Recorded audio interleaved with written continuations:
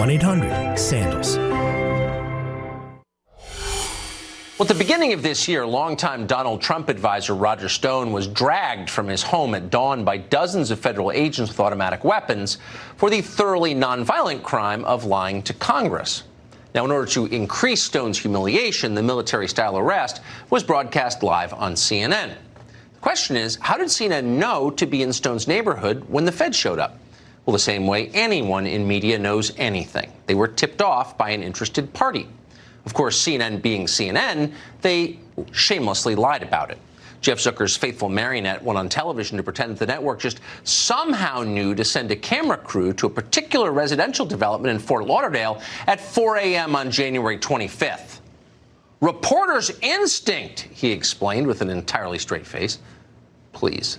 Federal prosecutors abuse their power in the most grotesque way for political reasons, and CNN eagerly helped them do it.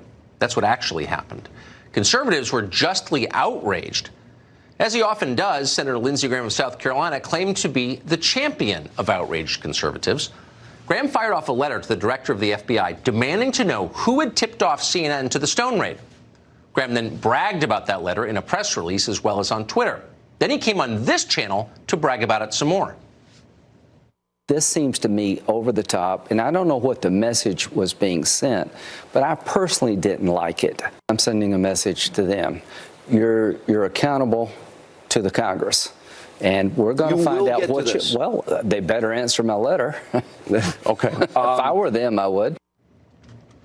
Ooh, they'd better answer my letter, Graham said to the camera. If I were them, I would. Sounds pretty tough. So whatever happened to all that? Well, as it turns out, nothing. We called Graham's office to follow up, which we in the press too rarely do.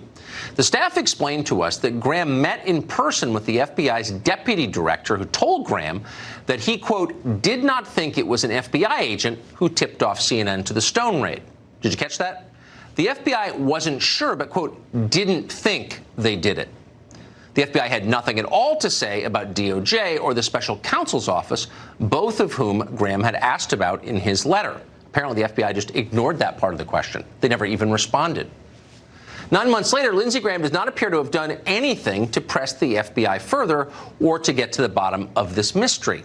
In fact, his staff seemed annoyed to be asked about it, as if promises made on cable news weren't meant to be taken seriously. They're just theatrical events staged for the benefit of voters at home. Conservative noises designed to help in the next Republican primary back in South Carolina. No one in Washington expects you to do anything real once you get off the air. They know the deal. It's just a performance for the dummies back home. Pretty cynical. But then a lot of United States senators are pretty cynical, even the Republicans. Unfortunately for them, their voters are starting to figure it out. The Clinton Foundation used to be one of the biggest charities in the world, believe it or not. Its revenues have collapsed, though. Why? Hillary lost. What does that tell us? We'll unpack it after the break.